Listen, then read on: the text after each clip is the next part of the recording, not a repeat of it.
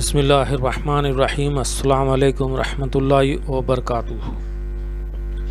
So, inshallah, today we'll start planning. It's the first among the principles of management. So, planning is the first step in any aspects of management. It is the process of formulation of one or more detailed plans to achieve optimum balance of needs or demands with the available resources and is the first step in the process of management. So let's see the planning in the light of Sunnah of the Prophet Sallallahu Alaihi Wasallam. So turning our attention to Prophet Sallallahu Alaihi Wasallam's life and example, we learn that his actions are based on planning in both the religious and worldly domains. So Imam Bukhari reported that Prophet Sallallahu Alaihi Wasallam said, even when the day of judgment is about to happen and there is a little sprout seeding in your hand, you should continue to plan it. And again we'll see the statement of Umar bin Khattab Raziyallahu Ta'ala anhu, the companion of the Prophet and the second Khalifa of Islam. For your worldly affairs, construct your plans based on the assumption that you will live forever. And as for the work reserved for the hereafter, create your programs based on the assumptions that you are going to die tomorrow. So according to a plan, the above traditions are indeed another clear order for the Muslims to conduct their affairs. One wonders how many Muslims have intentionally drawn a plan of action based on the principles of these traditions. So furthermore, in the Prophet's life, there are many examples where he applied this precious sunnah. For example, in the story of his migration to Yathrib, which is called Medina nowadays, we see many instances of his careful and well thought out planning at every step of the way.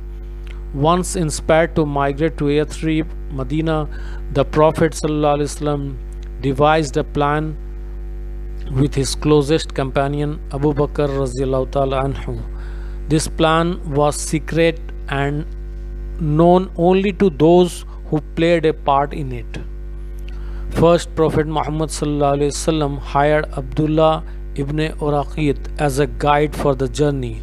He then asked Abu Bakr Raziyallahu anhu to prepare a camel loaded with food and drinks to ensure that he would know what the enemy was up to during this migration period, as well as be in touch with the rest of the Muslim community. He instructed Asma, Abu Bakr Raziyallahu Ta'ala anhu's daughter, and her brother Abdullah to provide him and their father with the food and news in their hiding place. They were the first informer, you can say spy of Islam, Asma Raziyallahu Ta'ala anhu, and her brother Abdullah Raziyallahu Ta'ala anhu.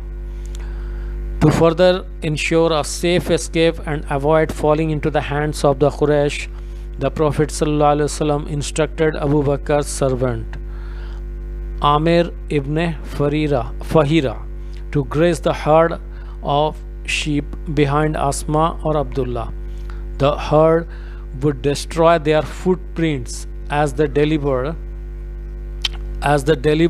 to the place the food and news to the Prophet ﷺ and their father. Allah subhanahu wa ta'ala told Prophet ﷺ of their disposition and the permission to migrate to Yathrib.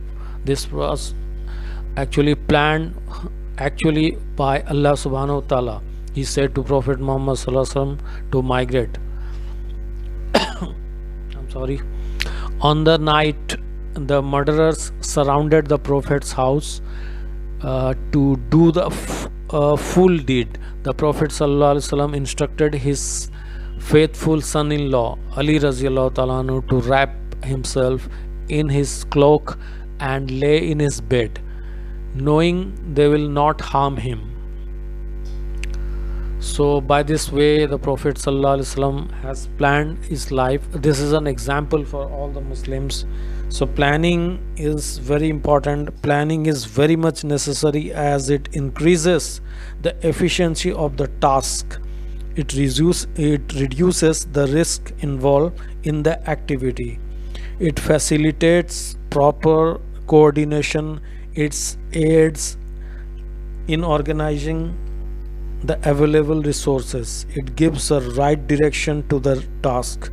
It helps in maintaining good control. It helps in achieving the objectives, and it helps in better decision making.